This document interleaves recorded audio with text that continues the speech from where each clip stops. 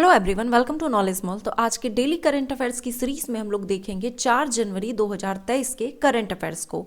और वीडियो में एंड तक बने रहें। वीडियो के एंड में हम लोग 3 जनवरी 2023 के करंट अफेयर्स का रिवीजन करेंगे और ये सभी कॉम्पिटेटिव एग्जाम के लिए काफ़ी हेल्पफुल है। तो चैनल पर अगर नए हैं तो चैनल को सब्सक्राइब जरूर कर लें, बेल आइकन को भी प्रेस कर लें ताकि सबसे पहले सबसे सटीक डेली करंट अफेयर्स की सीरीज की नोटिफिकेशन आप तक पहुंचे। तो चलिए देखते हैं आज का करंट अफेयर्स। क्वेश्चन है पहला कि विश्व ब्रेल दिवस किस तिथि को मनाया जाता है। आंसर है ऑप्शन डी 4 जनवरी को। 4 जनवरी को हर साल विश्व ब्रेल दिवस मनाया जाता है। दुनिया भर में दृष्टिबाधितों के लिए ये दिन बहुत खास है। ब्रेल दिवस लुइस ब्रेल के जन्म दिवस के मौके पर मनाया जाता है। राष्ट्रपति द्रौपदी मुर्मू ने 3 जनवरी 2023 को कहां संविधान उद्यान का उद्घाटन किया।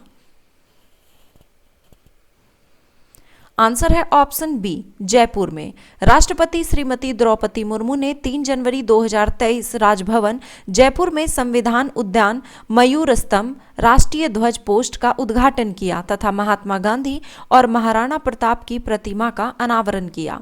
इस अवसर पर उन्होंने वर्चुअल रूप से राजस्थान में सौर ऊर्जा क्षेत्रों के लिए ट्रांसमिशन प्रणाली का उद्घाटन किया और एसजेवीएन लिमिटेड की 1000 मेगावाट की बीकानेर सौर ऊर्जा परियोजना की आधारशिला रखी। अप्रैल से दिसंबर 2022 की अवधि के दौरान भारतीय रेलवे ने यात्री किराए से होने वाले कुल आय में कितने प्रतिशत की वृद्धि दर्ज की। आंसर है ऑप्शन ए 71% की। भारतीय रेलवे ने 1 अप्रैल से 31 दिसंबर 2022 के दौरान प्रारंभिक आधार पर यात्री किराए से कुल अनुमानित 48,913 करोड़ रुपए की आय हुई है, जो कि 71% की बढ़ोतरी है, क्योंकि पिछले वर्ष इसी अवधि में उसने 28,569 करोड़ रुपए अर्जित किए थे। निम्नलिखित में से कौन सा देश जनवरी 2023 से थाईलैंड के बैंकॉक के अपने मुख्यालयों में एशिया प्रशांत डाक संघ APPU का नेतृत्व संभालेगा। आंसर है ऑप्शन बी भारत। भारत जनवरी से थाईलैंड के बैंकॉक के अपने मुख्यालयों में एशिया प्रशांत डाक संघ APPU का नेतृत्व संभालेगा। Asian Pacific postal union APPU एशियाई प्रशांत क्षेत्र के 32 सदस्य देशों का एक अंतर सरकारी संगठन है।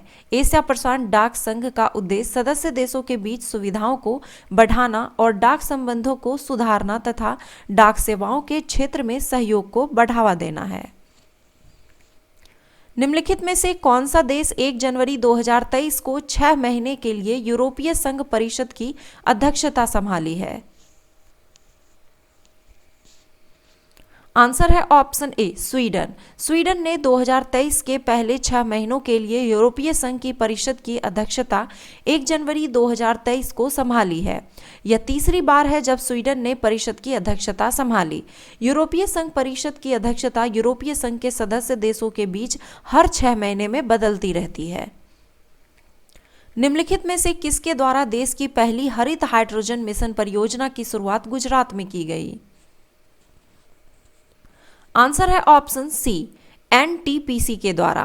3 जनवरी 2023 को NTPC ने देश की पहली हरित हाइड्रोजन मिशन परियोजना की शुरुआत गुजरात में NTPC कावास के piped natural gas PNG network में की है।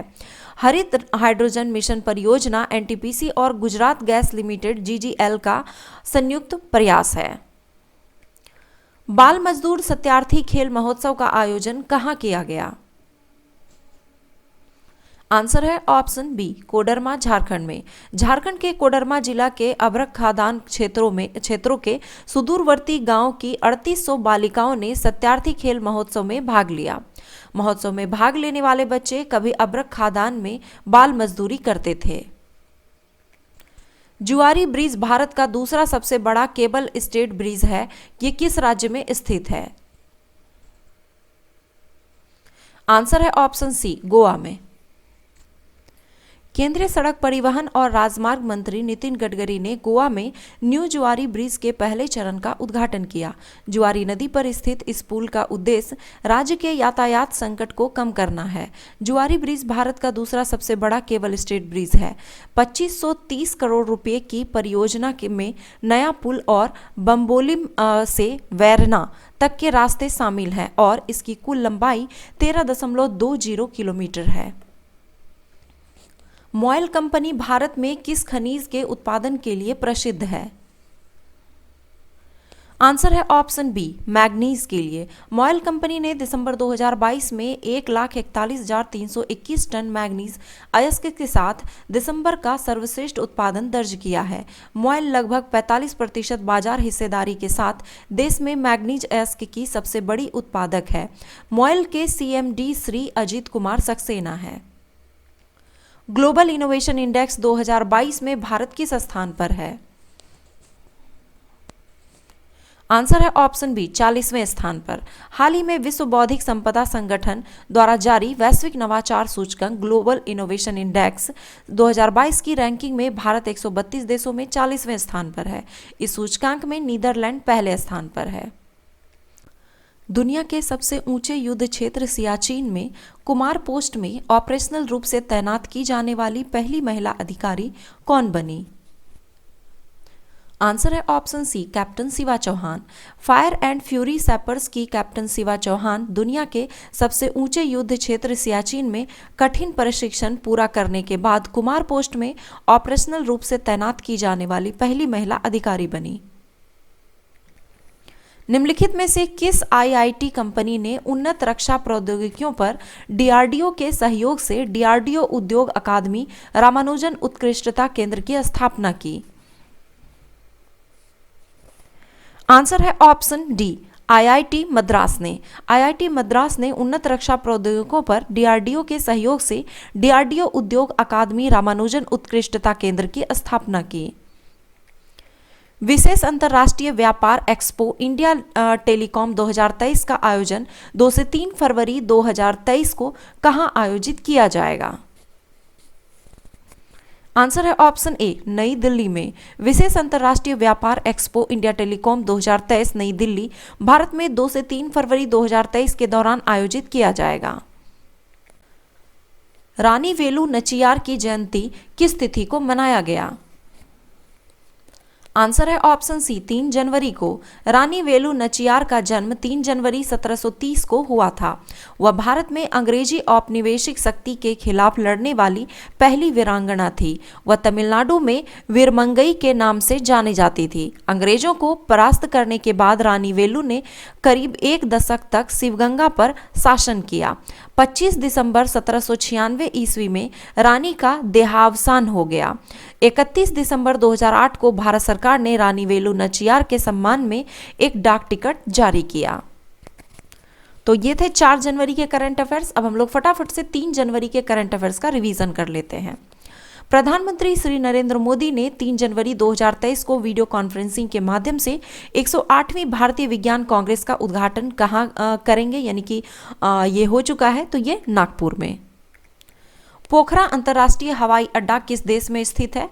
तो ये नेपाल में। एनसीसी का गणतंत्र दिवस शिविर 2023 का आयोजन कहाँ किया गया? दिल्ली कैंट में। निम्नलिखित में से किसने तीसरी बार ब्राजील के 39वें राष्ट्रपति के रूप में शपथ ली? तो यह है लुइज इनासियो लुला डा सिल्वा। पुस्तक प्रयोगधर्मी विकास शिल्पी नीतीश कुमार का विषय वस्तु केंद्रित है। तो इस पुस्तक में मुख्यमंत्री नीतीश कुमार द्वारा किए गए रचनात्मक कार्यों को प्रस्तुत किया गया है। पशुओं के लिए भारत का पहले in vitro fertilisation IVF mobile unit की शुरुआत किस राज्य में की गई? तो गुजरात में।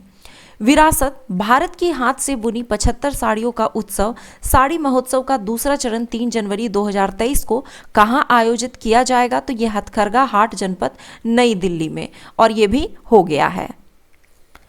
बिहार का दूसरा तारामंडल कहां बनाया गया? तो यह दरभंगा में। इलेक्शन कमीशन ऑफ इंडिया ने बिहार के किस व्यक्ति को 2024 लोकसभा चुनाव से पहले मतदाता जागरूकता अभियान का आइकॉन बनाया है? तो मैथिली ठाकुर को। कौन भारत के 78वें ग्रैंड मास्टर बन गए हैं? तो ये कौस्तभ चटर्जी हैं। भारत का पहला अंडर वाटर मेट्रो की शुरुआत किस राज्य में की जा रही है? पश्चिम बंगाल में। सर्वोच्च प्रवासी सम्मान प्रवासी भारतीय सम्मान 2023 से कितने लोगों को सम्मानित किया जाएगा? तो 27 लोगों को। केंद्र सरकार निम्न में से किसके बीच इलेक्ट्रिक हाईवे बनाने की तैयारी कर रही है? तो दिल्ली से जयपुर के बीच। तो ये थे आज के करंट अफेयर्स। आई होप कि वीडियो आपको पसंद आया होगा। वीडियो पसंद आया तो एक लाइक जरूर करें, कमेंट करें और अपने दोस्तों के साथ शेयर जरूर करें। धन्यवाद।